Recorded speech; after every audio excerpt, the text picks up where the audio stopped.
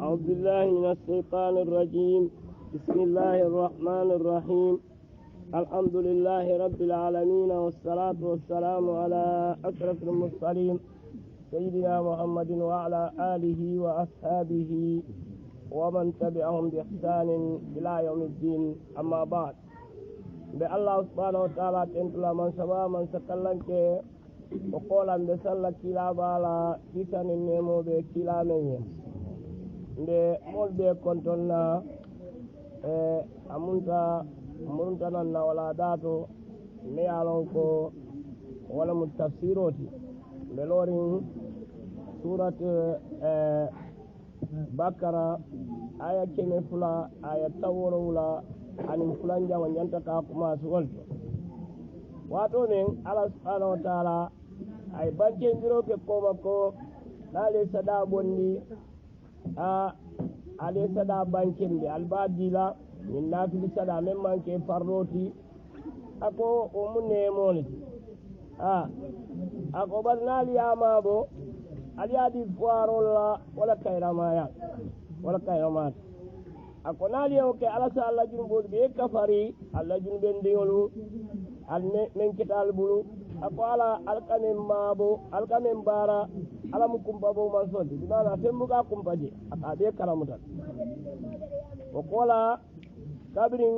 ye kila babali sadala komen kila ako kabrin ay baliroke pour ka musirkinolu ka sadakela in sabla ko foyti misilimeya o tumalare ala natani ayo jinda kan ala kay ko laysa alayka amantarede kila bakan hudahum ila kando pour yedum misimeya kono omantare ka men de ka wala mu yefutandiroke bari pour ye kanda oɓe alala bud iyo pour ka ni ayo men ka fo ko innaka la tahdi ila siratika almustaqim ñindula ala kaye ko wodula to ngalte koyte kiilaɓay kamol kandandi siro ka men ɓe tilinde jan ala kaye ko laysa alayka hudahum ila kandumantare ka laaɓe ɓe ye a kaye ko innaka la tahdi man ahbab walakinna allaha yahdi man yasha wa huwa alam bilmuhtadin tayin lonnaali ye ni ayolu kaf ñowma kaje ko hidaya pour que kandandiroke nono fulane nono ɗo wala mo hidayati tawfiq ala ka wala bay kilaɓulu jam hidayati tawfiq pour que momanta ɓendi faye kanda ay lo alala silo kan oɓe alalagul omantara kilaɓulo ngol walatna kaya ko laysa alayka hudahum ila kandu mantarete kila kan walakinna allah bar ala yahdi wala ka kandandiroke man yasau men ndiyata e pra kandande a ɗundi ɗin dino kono asiwo kandande a ɗunji woma tunfiku aliye fen dapansi min khayrin kayroto nafluto ɓam fali anfusikum a joɓal tolle yede alaɓal tolle al jola walane woma tunfikuna alma dapansiroke illa btagaa wajihillah namanke ka ala ñañininje amanke ko ka duniya ine ñininje ni ɓe saɗa bondula iɓa kela ala ñana dammanne kamma ɓate kela ko iɓa kelala yelo télévision to yaafo karle ñinke yelo radio to yaafo karle ñinke on ten saɗa bo a ñanta ke ala ñaale kam ala ñaaka oma tunfiku ala kaal yetten ten dapasi min khayrin kayra kuwoto yuwaffa ilaykum ala ɓe a jooɗilallala de aɓa joñin timmandilal yena yaadi allah wa antumal tolu la tudlamuna ala tal kunamira allah sadala pour que fenta ka nasije aɓa ɓe joola lil fuqara ala kaɓe foirole komin saɗa aɓe foirole liye alladina men yalo ohsiru ye isansan fi sabilillahi alala silo kam bimana ye fawolu maabo alala silo kam pour que jihaɗo ke alaye ako dol ko ni ayoni a jiita ahlu suffa akoy tol mum mo kemena neti men yalo hijiratlale muti itolu iɓe kilala misiro bala itolu ɓe wolto pour kal qur'ano karang anin ka finti inin kila e kele dingol men ki ni e finti e ka jihado e to ye fansiti wala dina ko lilladina abe molladi uhsiru fi sabilillah men ye fawol mabo ala silo kam pour ka jihado ke ala ye anin ka alqur'ano karang la yastati'una darban ako nyimmolu ibuka tamo keno ibuka tamono fil ardi banko kanista business ola kadela baluwolu ñinin jihado wayetol solandi la fula bawo imañin business ol ni ñin seŋolu noon walatana koy si sedadi wala yahsabuhumul jahilu ako momen be jahiliyari la elhalola mi ala mi la elhalolo wo ka jigi ko ñimmolu agniya o bannale muti o kamira ko fentiyelle muti bannale muti mina ta'affuf ile fawmuto kamma ibuka modani iye men sobe kawale domo ibuka moda ako tarifun isi wo mollong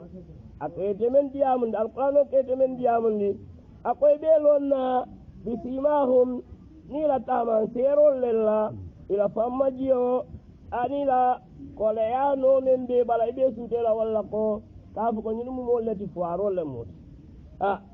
la yasaluna an-nasa ibuka molu dani de ibuka molu dani penpenna ilhafan ako ye kalle ko ite mo dani ako nyim molu ibuka na ye molu dani ke ifang dine ke newol diyanni mol pour mol yeso hani o ma tunfiku alqal yesen fen dapansi min khairin kayra kuwoto fa inna allaha bihi alim ala be lonni amu mew be lale anda baali jola ala fala alladina mol men yalon ko yunfiquna amwalahum ikilana flod dapansi billayli sutola wan nahari anin tilibulo sirran kullo kono wa alaniya anin banke kono falahum aboliyana de ajruhum ila jo inda rabbihim imariyo bala wala khawfun alayhim silang man taraw mulkan wala hum yahzanuna anu walta sunna fala sunna alladina min yalonko yaquluna riba ika riba na flodomo riba wala mu lafandiro arabu kawt bari riba ay nonon leso ako mon men ka wo riba do riba wadi do ika do ni julol la afo ko nange don to das talula ni ben jola si talul ni woro dinna ni ben jola si keme dinna ade mo riba le das talulo ay talulo dila ko mo riba bari ni ko nanga mani bodo dila sai mani bodo kasang keme ni talul kay ba nanga di ani sama badda ya jo kene fula ada kortala o man ke riba iko sumuna tinna ni man bodo na ba bla ba business kan sen so do men si ado be pare iman ke sen kilindi na fulo ani mano iman kili wala tinna kila ko sallallahu alaihi wasallama min nonolu walita ala wa tabiata le nyano abiata le nyano ako alladina mol men yalon ko yaquluna riba e ka riba na fulo domo la yaqumuna walta ulle la qabro kono illa kama yaqumu alladhi yatakhabbathu shaytan ko akamulun ko mo ka wuli nyame setano e mo men boy akatara busulum na famma nyame idol wala ni do ulle la qabro kono be wulla wala nyama min al mas setane memma nyama to mo men nyama ta akama nyame tol be wulla wala nyama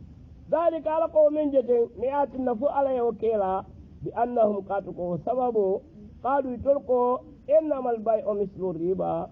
يقوافروا وبيلقوا ربا بجانب ربا من أجل وتدالا فإذا إذا كموتا إذا وافروا إذا بروفيت سودجي تلول ساي إذا فندو سودجي من سياسة ساي وتربا فرنبه ولا نياما على إفانيان دي على قويقو وأحل الله البيع عليه وافرو داندله وحرم الربا الربا حرام ين أوتمان كلي faman ja'ahu naftata momen ma maw'idatun qawando ke fatandi ribala min rabbihi kaboy mariyo bala fantaha amariye daha riba do mola falahu ma salafa sai janni kamolu fatandi ribala ay riba nafulo men do kundi o baye janni be mol fatandi lal wa amruhu sai ala qulu pour ala yamfaye wala te yamfalaye ilallah o be alalaka nadiyata ala ya yamfaye nadiyata ade yamfala waman ada ko bari momen murunta ilaali fatando kola ribala anata riba domo kafu ko ribanin wasiro de kelin fa ulaika humul de ashabun nar ala ko wal mudimba dun kellaj hum itol fiha wa dimba kono khaliduna be dama raje yamhaqullahu riba ako alaka riba na fudo burukale aka barako be banne ala juwe na keba folo men yalo ka riba do kundi yemuna tula na fulo to ila banda nyaadi alaka riba burukale oyru bi sadaqat ba sadaqa wala faale kala fa sada ako wala fa mo men ka sadabon laba altajira ifo bar riba do mala o buka barako wallahu ala la yuhibbu abukala fi kulla kafarin kafiri wo kafir la me yalon ko akariba dandi asin jini ben tuwo mo kurwo akariba do mo innal ladina laqumul men yalon ko amanu limani ata wa amilu salihat e baraken do ke wa aqamu salata e salwati lulo londi ana watola ana adinkirato ana kenyanyama wa atawu zakata e jakodi lahum ajruhum walla joɓene de inda rabbihim mariyo bala wala khawfun alayhim silahum an tarawol kawn wala hum yahzanuna annu walta sulla fana alkiyama lolo ya ayuha alladina amanu ala ko he altolmol men tongonta allibane ata ittaqullah sila alala wa daru ma baqiya min arriba aliye ɓegotuje men tuta riba kodon allah riba nafulol men ɓe mool ɓuli sa ali ɓe ɓulaje ali tute ina riba in kuntum muminin tatti natara almudimane a mooti alɓe toñayandiro kela allah limane a to ako mumunola kuwo wolem ko min ala ya yamana men na yawo muta na fatandi men na ya tuje ako kola ñin aya ɗo natiji wato men ye ñinindiro ke sahabo dolu e riba ye mol fatanno ribala o kola e tol naata ñinindiro ke men tarte nafulol men tarta mol ɓulu janne ribale pour yadi ala ko fa in lam tafalu naan ma bara ala yaali yamare men na prale riba nafulo tuje fa adanu alsiñin long bimana sikkankularoɓe jang bimana alsa long alsi kankularo kal yalong bi harabin kelola min allahi wa rasulihi kafuka ni ala be kella ni kilala kel alaman moyama kelola ala alqur'ano kono katammi riba do mala ko amay fa adalu bi harbin min allah alsi kankularo ke ko say alnin kelo alnin ala be kelo kabo alabul ako ni ayo ke silandile kabiraji ta e ko ate bayla fonni ala kelo wa in tubtum ala konal tubita al yeho riba nafulo do kundo tuje al tubita al yal fanse alama falakum ru'us amwalikum sa alla naful ko wala bali ya don to kodo men abo do ne jole ya yela faro men ke yewo tuje falakum ru'us amwalikum alla naful ko sa wala bali ari adi mol men lako ni ibeda cemel la fa ala kay be ni la fa sa lew men la fa kal wol be tuje bala la da ful ko ali wata ta ko haram ta sayin ila da ful ko wata bay da la bu mo toje wala na ko falakum ru'us amwalikum say alla na ful ko wa bali ne la tudlamuna mota to ni la pour ka wonasi ito dilal wala tadimuna al balante to ñandiro kala pour ka nasiro ke molla nafulo oy bangido go ni riba be jate dala riba no be je atida because ya mo la men fori bala ko sai wala wa in kana akona tarako juluman din tiyoni julobe menna du asratin kole antu wala mu mana fenta bulo ko ne la julo bala bar sai fenta bulo ko no pana diratun ala ko isi dukundiro kae ye munya fo janni abasuto kana force ka fo ite fo ya lon ko nyin fenta bulo ko no na ful table fenta bulo alngi ya lon ko nyin na ful table fenta bulo ko no sai wodo kana force wala na ko wa in kana na tara julman din tieni julobe menna du osratin koleya tiyana ma bi mana koleya le ba ka ate jola no fana biratun iti batu ngaye ila mai sarfo janni wato men ala be sono yandiro kala janni wato men ala be sono yandiro kala wa anta saddaqu akobari puriye sadake mone alon ko koleya ba kaidem na fultiyo ate tora le kaya ko yo sa na julo men de atani suwa anta saddaqu khairul lakum wa laysa man tiyatan in kuntum ta'lamun sartina tarako aliyalo ya jube nyin ko le yale ba ka tin jolano e kay ko sande yam fode na ko do jinta ako wattaqu yawman arsilalu walade turja'una fihi albamuruna lumen kono ila allahi kata alaka alkiyama lolum thumma qala tuwaffa kullu nafsin ala be joro kala nila ma kilinna ma kasabat yemen bara kayro to ba ko roto ba ala be jola be o hum annu wo malaikol men ka mon kontibo ani ala la yuzlamun ala te moto nyela kila bara kendo ta kanasi wala ila junubola fa ala to ya ayyuhalladhina amanu ala ko he atol mon menu limaniyata ya ida tadayantum naaliye julo du ñootema wala tinna julo kole ya bata dol ka ya julo la julo man solo ya sir bol ñanta ye hakkilotu kamol la nafulo donto ya do bata ro ko ne tadi le julo kole ya dal ajuwe ni ayo ñoote qur'ano kon kabrin safo kabrin pe ba ko to fokko ay kili akadia mun julo pour ka julo ta ñobu kole ya tabata alqa ya ayyuhal ladina tulmulu amanu menu limaniyata ida tadayantum naali julodu ñootema bidaynin julla kono silmi be ñaane qardo ñay donto wala ya faye ko na kodo dira ni la ida dingo mota yadinna o sifa ila ajalin musamma kata wati kan bembe londi faktubuhu alsasa sasa fe wal yaktub asisafaro ke bainakum alkema katibun safar la bil adl nintini wala to nyala abe men safla siketto nya kamti akana sella faje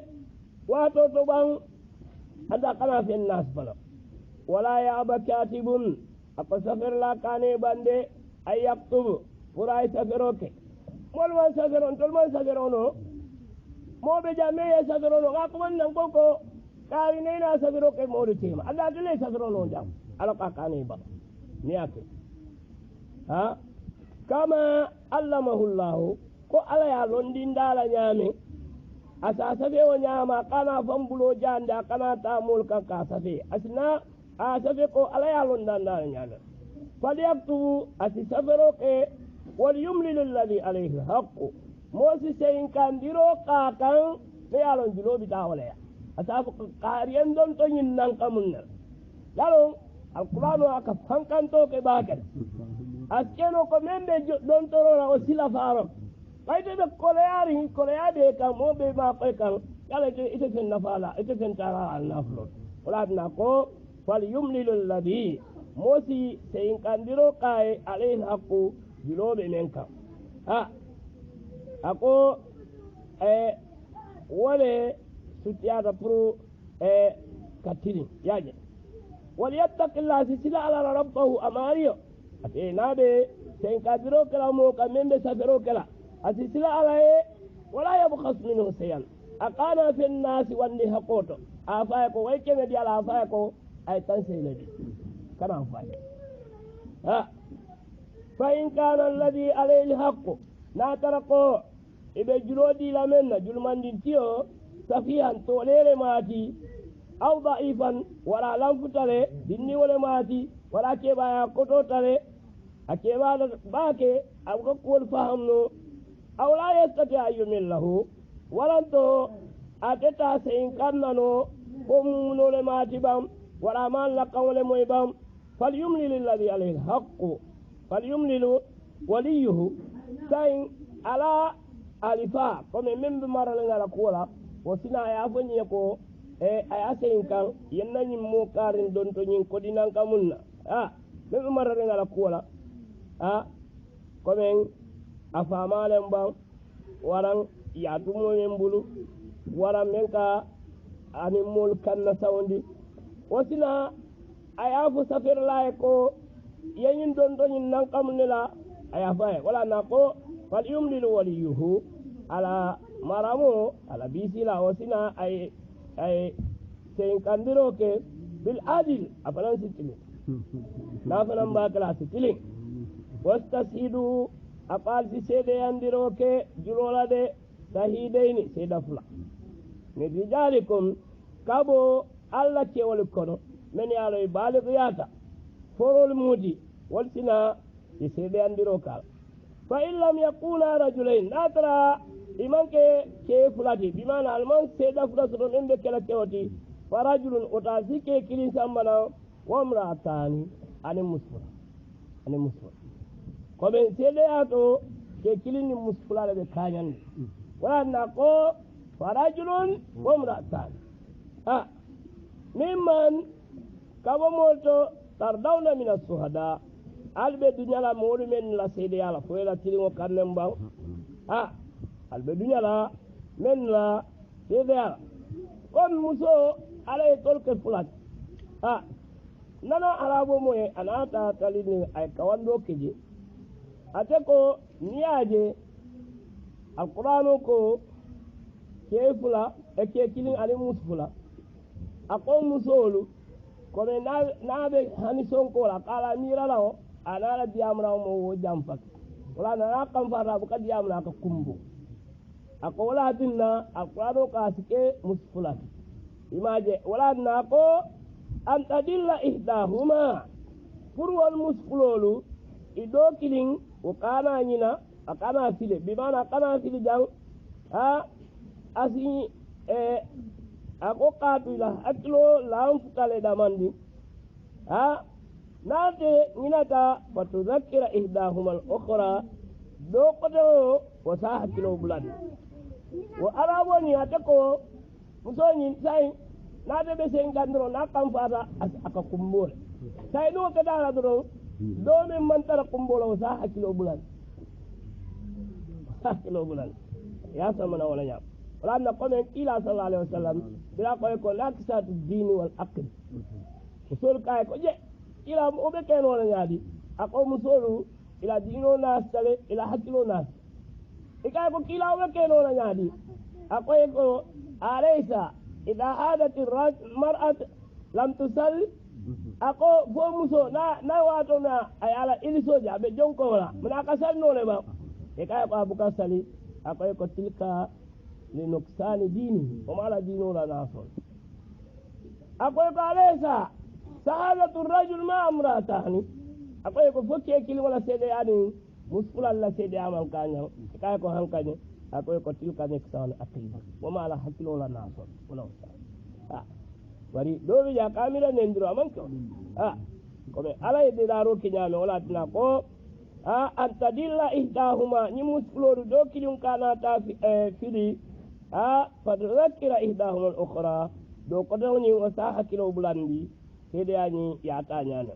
wala ya baswada ala ko sedol kane bande ila madu ni kiri dai alaman tankala ali dulo ta fa banta problemo na to sude kiti na to sude sedol kane ba ya mo kon tadi da ndo kan te da rejente man da sede ya ani wala ya baswada sedol kane bali ikane ban idama do ni kiri priye sede amen duniya tadi ولا تسأموا أن الكان فاسفنا اليافق ni wahani masa wala tasamu an taktubuhu alkana pasi almasafe a aliye taji almasafe alkana hoke sagiran juloni na doya talban aw kabiran waran fasiyata de ila ajalihi kata wato nyinta asasa de o wato nyinta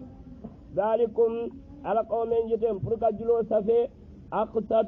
wala tilinta indallahi ala bala wa aqwam andu wala bambanta bisahadati sede adoron kafu ko nga sede ale para man safe askeno eta nyina banami safirin wo inote kelaje ako o aduna andu wala sudiyata alla tartabu alkanata kerkerje adena sikal juloni mujalla fawati bayra meda sanyi kilin sanyi fula de sikilno ali afmuna min ta jalla almano banabe safirin o be koyde illa akofo an takuna tijaratan funa kada wafiroti de hadiratan membe ma beri alka mo kana aka fente bulaya asam wato wata kata kana ako tudiruna bainakum alqamrum rundal aldamma tema binaya bi somaya ta falaysa alaykum junahun kasiman taral alla taktubuha ko alkana safi wa asidu altisede yandiroke ida tabaya'tum nali wasiroke altisede yandiroke wala yudar katibun ikana safir la falan tora kuma inen safi ya fa kuma nan yin safi din taninta alkana oke wala sahid an alkana sedo falan tora ka fa kuma nan yin ke taninta alkana oke wa in taf'alu nali oke ale sedo tora wala safir la fa innahu fusuqun bikum وما لي فاسق ياتي بمعنى الفتنة على يا مروكو نوتو واتقوا الله سلا على الله ويعلمكم الله على سال لندن على يفسلا على الله على يا مرو بارا على فتن درو تجيب ويعلمكم الله على سال لندن دي الله كل من بيتي على في دنيا القيامة والله على بكل شيء عليم أم فيهم بلون نالك